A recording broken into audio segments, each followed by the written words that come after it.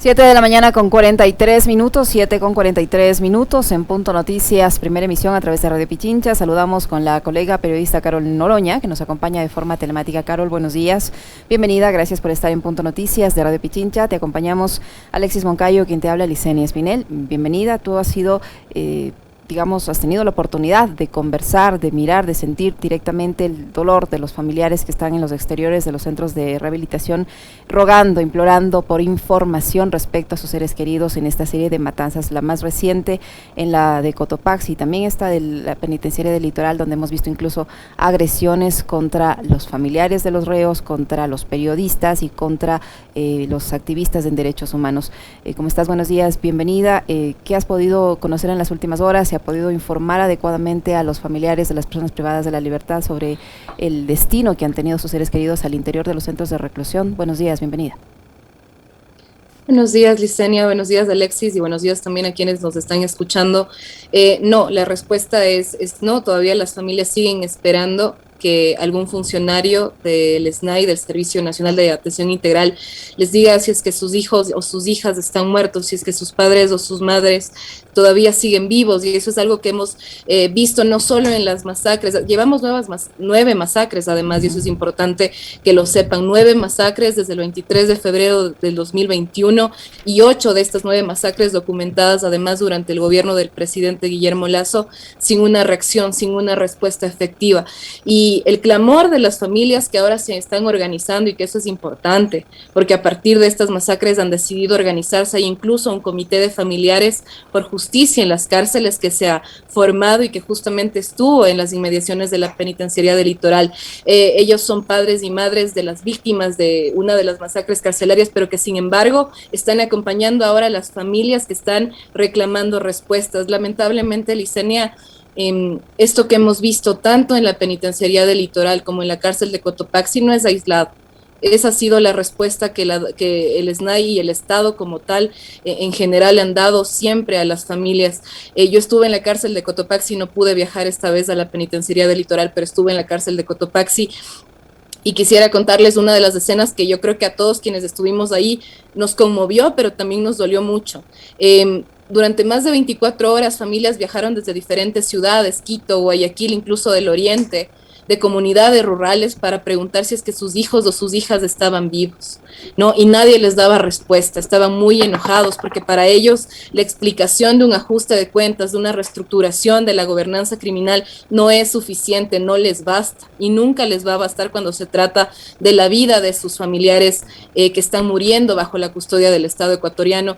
Y ellos, la única certeza que tenían era que iba a haber traslados, ¿no? Hubo 135 traslados, y cuando supieron eso a las 2 de la tarde del martes 4 de octubre, a casi 24 horas de la masacre ahí, corrieron a una reja lateral, ¿no? Y cuando corrieron a esa reja lateral, que estaba a 150 metros de las personas presas, lo que comenzaron a hacer es aferrarse a esa malla, ¿no? Y comenzar a gritar, cada uno de ellos, los nombres de sus hijos.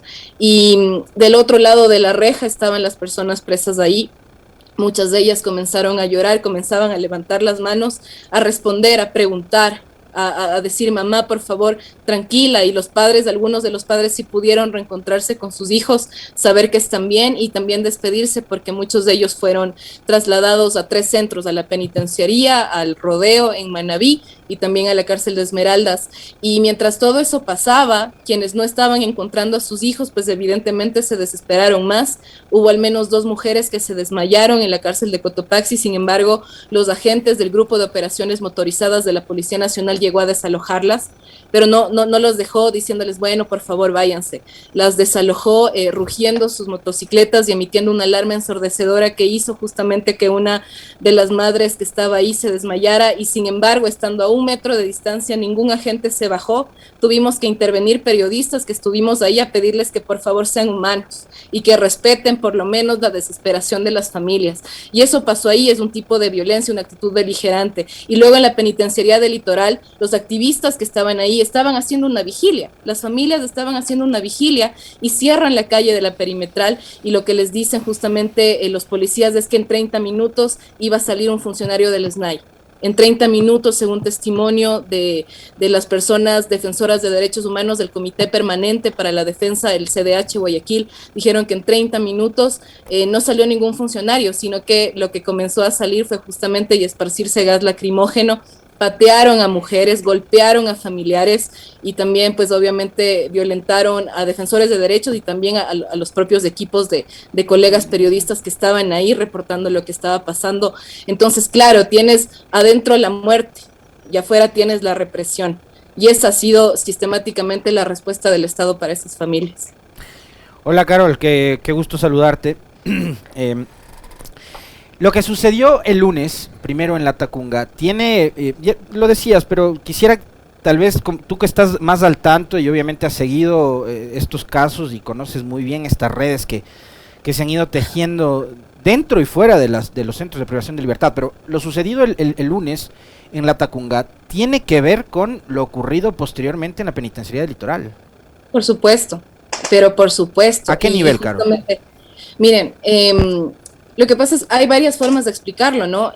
Yo siempre también no he querido siempre elevar el discurso oficial de que esto ha sido una retaliación, pero bueno, el lunes fue asesinado, ustedes y yo sabemos, y quienes nos están escuchando, porque fue una noticia nacional e internacional, fue asesinado Leandro Norero, y ahora sabemos que a Leandro Norero lo emboscaron, que lo sacaron del área transitoria de la cárcel de Cotopaxi y luego lo llevaron al pabellón de máxima seguridad para ser asesinado. Por eso es que justamente ese lunes a las 2 de la tarde recibimos los pedidos de auxilio de las mujeres que estaban en mínima seguridad y en máxima seguridad, porque justamente esos pabellones dan al frente de máxima seguridad donde lo asesinaron a Norero. Y a partir de eso, evidentemente, si es que nosotros conocemos cómo funcionan las bandas delictivas que se están operando ahí, pues evidentemente sabemos que eso si cambia la reestructuración de la gobernanza criminal. Y eso en concreto, ¿qué significa para la población penitenciaria? Significa que, por supuesto, va a estar en una situación de vulnerabilidad mucho mayor. Por eso es que las personas que estaban ahí, las familias, cuando se enteraron de los traslados, decían, por favor, que no los trasladen a la penitenciaría del Litoral, porque obviamente sabemos que la cárcel de Cotopaxi sigue siendo liderada por los Lobos, y sabemos que dos cárceles del complejo carcelario de Guayaquil son lideradas por los Choneros, que se ha convertido en una banda intocable en este país. Y claro, entonces había esta desesperación para que no existan los traslados. Desde el SNAI nos han repetido una y otra vez que han sido consensuados de esos traslados, pero yo tengo testimonios de por ejemplo, una mujer trans que fue impactada en el glúteo con una bala y que fue trasladada en contra de su voluntad a la cárcel regional Mónica, de Guayaquil. El caso de Mónica, y que ¿no? Sí, Mónica, exactamente, escuchando su alerta de auxilio, ¿no? De por favor, yo no quiero estar aquí, que alguien me atienda, quiero ser trasladada a la cárcel de mujeres también. Y ese es un testimonio, tenemos otros testimonios también. Y efectivamente, al tener este contexto, ¿no? De los Lobos, de los Choneros, pues evidentemente iba a haber violencia. Siempre hay violencia después de una masacre así, sobre todo cuando hay traslados también. Entonces, yo justamente le preguntaba a un funcionario del SNAI cuáles son los criterios técnicos para hacer ese tipo de traslados y me decían repetían, ¿no? Que muchos de ellos se identificaban con bandas y pedían que por favor los trasladen a justamente la penitenciaría del Litoral, porque muchas de las personas trasladadas fueron afines a Norero, pero no todas. Y el problema es que así seas tú de una banda y aunque no lo seas, el Estado debe protegerte la vida. O sea, eso quizás es lo que más nos falta entender, y que era evidente que iba a haber otro episodio de violencia, como ocurrió cuando pasaron las masacres en la cárcel de Santo Domingo, que eso también era prevenible. Entonces, pues no hubo un plan de prevención, y lo que nos han dicho justamente es que esto ha sido una retaliación y que evidentemente la reestructuración de la gobernanza criminal tiene sus efectos, pero el problema es que el Estado no responde.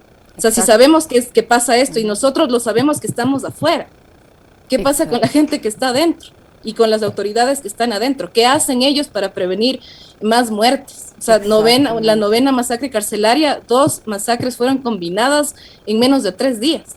Y estamos a puertas, Carol, ¿tú crees de otro episodio de esta crisis carcelaria? Porque hasta que se vuelvan a reacomodar todas estas fuerzas, como tú dices, evidentemente van a seguir esta pugna por el poder.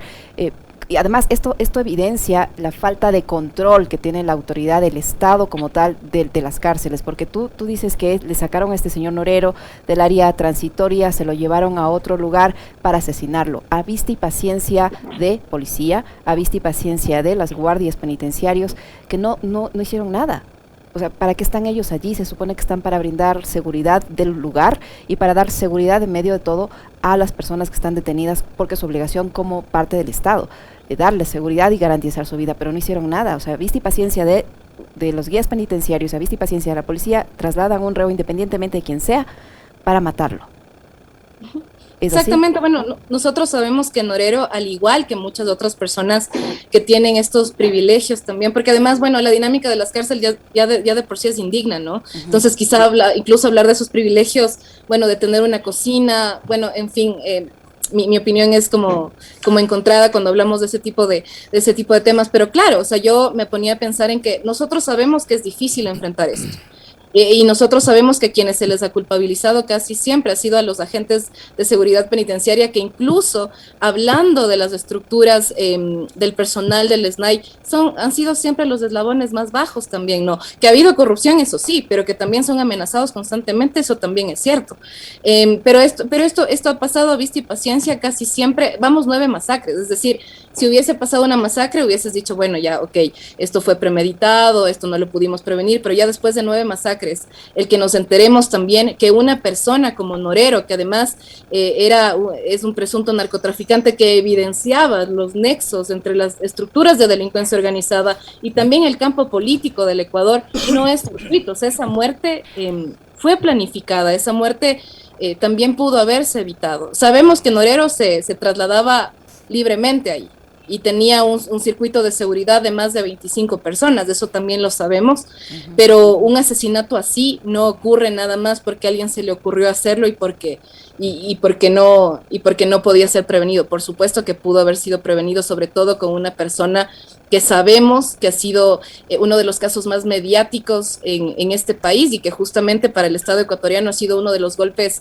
más fuertes que se le ha dado al narcotráfico. Entonces, la muerte de Norero, además de que no olvidar tampoco que sí, pudo haber él tenido operaciones delictivas, también tenía una familia, no padre, también era padre, pero también su muerte deja mucho silencio, ¿no? Y la pregunta es también a quién gana con el silencio y con la muerte de Norero. Y la pregunta mayor es ¿hasta cuándo las personas van a ser masacradas? Más de 400 personas masacradas en el contexto de estas matanzas y sin embargo, pues nadie se hace cargo, ¿no? La única masacre que se estaba investigando, que fue la 4ª masacre, pues bueno, ya vimos lo que pasó con el fiscal Edgar Escobar, que era quien lo estaba investigando, pues ya fue asesinado. Entonces, sí, parece que estas muertes también están condenadas a una impunidad que... Claro, yo tengo una duda. Esta masacre, la de Cotopaxi, se conoció de forma muy escueta y tan rápido como ocurrió. El legislador Fernando Villavicencio ya anunciaba que entre los fallecidos, antes que el SNAI, que había fallecidos y que entre los fallecidos habían asesinado al señor Leandro Norero, cuando todavía no había una información oficial de si este señor, que si este cuerpo pertenecía o no al señor Norero. ¿Cómo se difundió la información? Tú que sigues de cerca estos casos, ¿cómo es posible que él haya tenido de primera mano esa información, cuando nadie más sabía cuál era la identidad del reo asesinado? Bueno, realmente que cómo obtuvo la información el señor Villavicencio, eso es algo que yo no puedo responder porque yo pues no sé cuáles son sus fuentes, pero no fue el único. De hecho, nosotros nos enteramos también a las 2 de la tarde por la alerta. Justamente les comentaba yo que quienes alertaban eran las mujeres de un pabellón de la Tacunga que justamente está al frente de máxima seguridad. Por eso es que ahora ya armando todo lo que pasó, tomando el tiempo para analizar lo que había pasado, pues todo tiene sentido, ¿no? A nosotras nos llegó una alerta a las 2 de la tarde. Y en esa alerta, una de las mujeres, y de hecho fue, ¿qué será? 1 o 2 minutos después de la publicación del señor Villavicencio, yo también lo publiqué, y no solo yo, sino otro colega, me parece, de TC Televisión, lo publicamos porque eso nos decían nuestras fuentes. Una de las mujeres, y lo escribía justo en esta pequeña crónica de la masacre, decía, mataron a Norero, la policía ya nos dio orden de irnos y estaban haciendo unos huecos para poder escapar, porque sabemos también que que una mujer que tiene vínculos con Norero, pues estaba en uno de esos pabellones también, por eso es que también querían ingresar. Entonces, yo no sabría decir cómo obtuvo la información el señor Villavicencio, pero sí decir que que mucha de la información que nosotros, a las que nosotros accedemos como periodistas es a través de las voces de las personas presas, y nosotros también lo sabíamos. En ese momento recibimos luego imágenes del señor Norero, y aún así, en mi redacción, por ejemplo, lo analizamos mucho y pensábamos y decíamos, todavía no hay información oficial, pero nosotros ya publicamos eso en nuestros textos. En ese momento, presumiblemente, una de las víctimas sería Leandro Norero, porque si nos esperábamos la versión oficial, pues nosotros sabemos que eso fue muy tarde, fue en la noche, fue pasadas las 8 de la noche, que finalmente confirmaron a 7 horas de haber comenzado, ¿no? Porque la masacre comenzó a la 1 de la tarde. Carol, ¿hay facilidad en el caso tuyo específico y en el rol profesional como periodista? ¿Hay facilidad para acceder a información? ¿Qué tan accesible es, por ejemplo, el SNAI o el mismo Ministerio del Interior? ¿Cómo está el tema con respecto de este asunto? ¿Es fácil tener datos, información certera, oportuna? ¿Les responden el teléfono a las autoridades o sigue siendo, digamos, una tarea bastante complicada esa, acceder a información? No, por supuesto que es complicado. Mira, pero yo sí tengo que decir algo. Hace algunos meses, digamos hasta la masacre de febrero de este año, realmente que el SNAI nunca respondía. Ahora responde medianamente. Yo entiendo algo que sí, yo entiendo que además cuando todavía no se contiene la violencia, es difícil dar esos datos preliminares. Yo lo sé, o sea, eso se entiende también. Es una crisis, lo entendemos, está ingresando el personal de criminalística. Pero tampoco es efectivo, ¿no? A nosotros nos decían que habían recién heridos y a nosotros ya nos habían llegado imágenes de que ya ahora muchas son conocidas, nosotras nunca difundimos y yo en lo personal nunca voy a difundir ese tipo de imágenes, pero nosotros ya sabíamos que habían al menos 8 muertos, ¿no? A las 4 de la tarde nosotros ya sabíamos de eso por las personas presas y también por las imágenes que nos comenzaron a llegar. No es fácil, desde el SNAI ahora podemos decir que por lo menos hay una confirmación. Yo he reportado muertes que no han sido ampliamente reportadas, por ejemplo, muchas de las personas que han sido ahorcadas o que han aparecido aparentemente como casos de suicidio. Como casos de suicidio. Antes el SNAI ni siquiera respondía, ahora medianamente sí responde, ¿no? Y eso también tengo que decirlo, pero el Ministerio del Interior, por Dios, a mí nunca me responde nada, ¿no? La señorita comunicadora de ese ministerio a mí jamás me responde ni para el tema de las cárceles, ni para el paro nacional. Realmente que para nosotros es bien difícil reportar esto. Yo conversaba con una colega de Coavisa justamente que estuvo allá, y ella se informaba por lo que había en el chat. Entonces intercambiábamos información porque incluso ya estando ahí en la zona era difícil tener datos porque nadie decía absolutamente nada. Estamos acostumbrados a que comience una masacre y recién comience a llegar el balance preliminar, además, no final, sino preliminar después de al menos 8 horas. O sea, Carol, eso es el patrón que hemos visto durante las 9 masacres. Carol, yo te preguntaba esto, ¿sabes por qué también? Y quisiera que nos des un poco más de luz con respecto a esto. Que uno no está muy metido en este asunto, pero el SNAI no tiene un director titular. O sea, entiendo que el señor Pablo Ramírez cumple además doble función, ¿no? Porque está como director de investigación antidrogas de la policía y adicionalmente como director del SNAI. Entonces, ni siquiera es que hay un director titular o dedicado 100% al tema de los centros de privación de libertad. No, y mira, y esto es bien importante, porque durante la última semana de agosto, nosotros accedimos, y no solo nosotros, sino varios periodistas y ustedes también, colegas, un oficio policial donde ya se anunciaba la reestructuración, donde ya se anunciaba además el pase del general Ramírez a la Dirección de Antinarcóticos. Nosotros lo tuvimos, me acuerdo, y dijimos, bueno, aquí se concreta, y eso fue la última semana de agosto. Yo me acuerdo que consulté con el SNAI y me dijeron, bueno, extraoficialmente hay un tema de ascensos, pero que todavía no se concreta, y el señor Ramírez siguió, pues, dando entrevistas, apareciendo en espacios públicos, y sin embargo para ese momento nos hicieron quedar como completos mentirosos, ¿no? Como usualmente suelen hacer. Pero el día de la masacre, finalmente el SNAI confirmó que Ramírez ya no es parte del SNAI. un mes después, más de un mes después. Entonces, claro, conversábamos con la redacción porque, claro, también mis editores son muy responsables y nos decían, bueno, es que no hay confirmación, oficial de eso. Pero yo decía, pero bueno, ya tenemos esto. Ya tenemos este documento oficial y ya aparecía incluso Ramírez en ruedas de prensa como director de antinarcóticos, ¿no? Y nos hacen quedar como mentirosos, como casi siempre quieren hacer, y un mes después finalmente en plena crisis, porque ya nos dimos cuenta que el señor Ramírez no estaba y a quien le tocaba dar la vocería era el subdirector Flores, pues evidentemente eso ya no se podía negar más. Y esto también, una profunda crisis institucional. Yo me pregunto, el SNAI, siendo en el contexto de la violencia intracarcelaria una de las instituciones actualmente más importantes de este país, ni siquiera tiene un liderazgo. O sea, yo me pregunto y digo, bueno, esa es la respuesta también institucional. Le das menos presupuesto, no atiendes tampoco a tu personal, hay una profunda estela de corrupción y vínculos de varios funcionarios a las redes de delincuencia organizada, ni siquiera tienes un director. O sea, en este contexto estamos. Carol, ¿de qué manera ha mejorado o no, o está igual la situación a raíz del cambio del ministro del Interior? ¿Está un nuevo ministro del Interior? ¿Se ha manejado de mejor forma, crees tú, la situación, o sigue igual, por un lado? Por otro, ¿cuál ha sido el aporte del secretario de Seguridad? Tenemos ahora hasta secretario de Seguridad. ¿Ha aportado en algo esa designación al manejo de este tipo de situaciones? Bueno, esto sí es muy personalmente, me parece que no. Digo, yo no he visto algún pronunciamiento del secretario Ordóñez, más allá de comentarios totalmente inoportunos y de defender la institucionalidad de la Policía Nacional, por ejemplo, que sabemos que está gestionando las cárceles y que cada vez más tiene un control político más fuerte en este país, no solo gestionando la violencia en las cárceles, sino también en las calles, ¿no? Uno de los años más violentos en la historia de este país.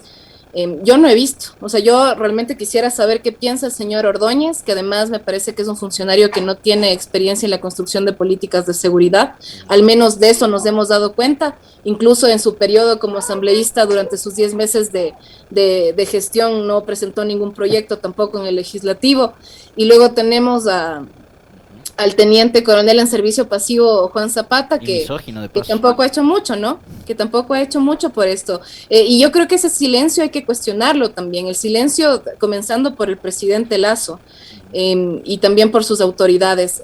Tenemos una Secretaría de Seguridad, pero que yo no entiendo, hablan de articulación, hablan de cooperación internacional, pero cuando explotan masacres así uno se pregunta, bueno, ¿realmente están haciendo algo o están repitiendo y alineándose a una estrategia de guerra, esta guerra de hombres que sabemos que se llama la guerra contra las drogas y que justamente eso ha hecho, ¿no? Causar muerte, más hacinamiento y no dar una solución real? Y bueno, eso también se evidencia en que el principal apoyo del Estado ecuatoriano actualmente es la Embajada de Estados Unidos, ¿no? Sin embargo, nosotros sabemos cómo ha funcionado históricamente esa estrategia, sabemos que ha sido un fracaso total en países como México, que recién ahorita, hace un año, emitió esta ley para ya dejar de criminalizar a los usuarios de marihuana, y hoy justamente el presidente de Estados Unidos, no sé si lo vieron ayer, nada más anunciaba que iba a perdonar a todas las personas que estaban condenados por ese delito, y sin embargo en Ecuador nos seguimos dando bala, ¿no? Por ese tema. Y acá la tabla de consumo es un lío político que lo han usado para hacer plataforma algunos actores, ¿no? Que no les gusta tratar este tema del consumo como un problema de salud pública, ¿no? Sino que quieren criminalizar al consumidor. Carol, hay algo que me preocupa y mucho. Obviamente está esta condición primero de ser humano y también, claro, de ser colegas de profesión. Y lo que hemos visto en las últimas horas es que la Policía Nacional, como bien relataba Carol hace un momento, se ha dedicado en los exteriores de los centros de privación de libertad a reprimir a los familiares que están primero desesperados por saber qué es lo que está ocurriendo con sus hermanos, sus hijos, sus padres, madres igual, ¿no? Adentro de los centros de privación de libertad. Y los han reprimido a ellos, han reprimido a los familiares, han reprimido a los activistas de derechos humanos, que también nos contará Carol sobre eso, y han reprimido a periodistas. He visto cómo han gaseado y han caído a golpes a un equipo de un canal de televisión. Y lo último, Carol, que ha pasado hoy en la madrugada, es que dos desconocidos que circulaban en una moto dispararon contra la puerta del canal de televisión RTS en Guayaquil y dejaron panfletos contra Diario Extra. Personal policial se encuentra haciendo levantamiento de indicios, con amenazas obviamente. ¿Cómo está el tema también de la cobertura y el riesgo que están empezando a correr los periodistas que cubren este tipo de noticias? ¿A qué nivel ha llegado también la violencia que estamos viendo actualmente y que puede terminar afectando a quienes simplemente cumplen con su trabajo? Uh-huh.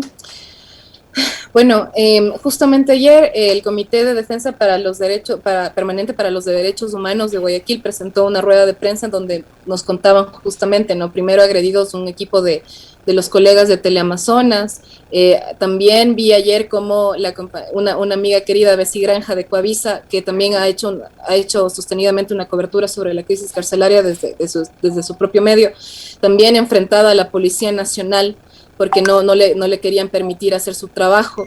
Y ahora lo que hemos visto hoy, el lanzamiento de panfletos no es raro, ¿no?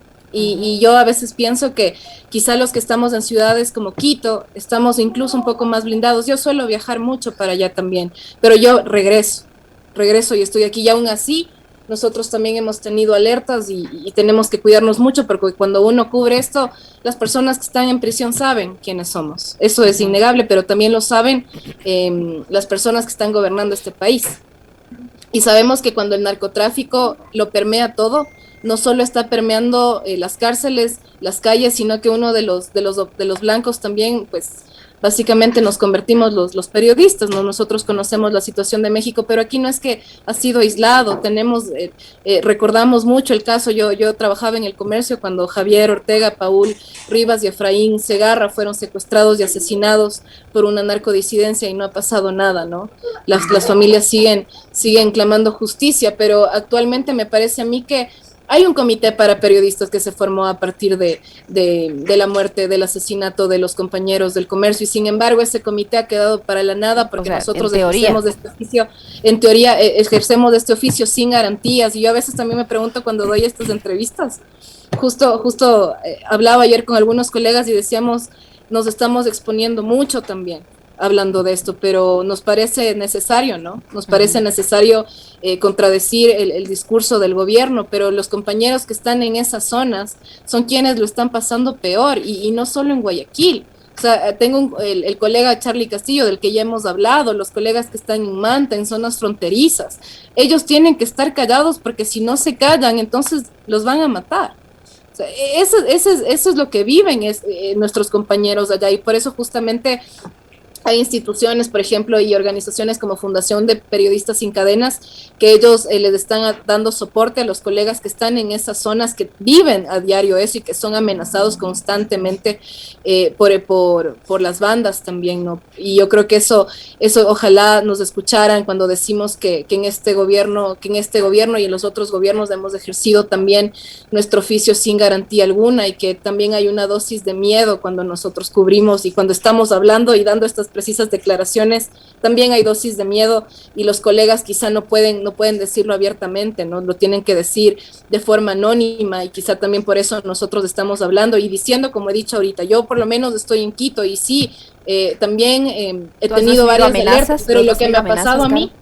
¿Tú has recibido amenazas del lado de tus fuentes? O sea, yo sé que tú tienes tus fuentes al interior de las cárceles, pero así como tienes tus fuentes que te proveen de información, seguramente también allí hay gente que te puede amenazar, y del otro lado también, ¿no? Del lado del poder también seguramente te pueden amenazar. Por supuesto.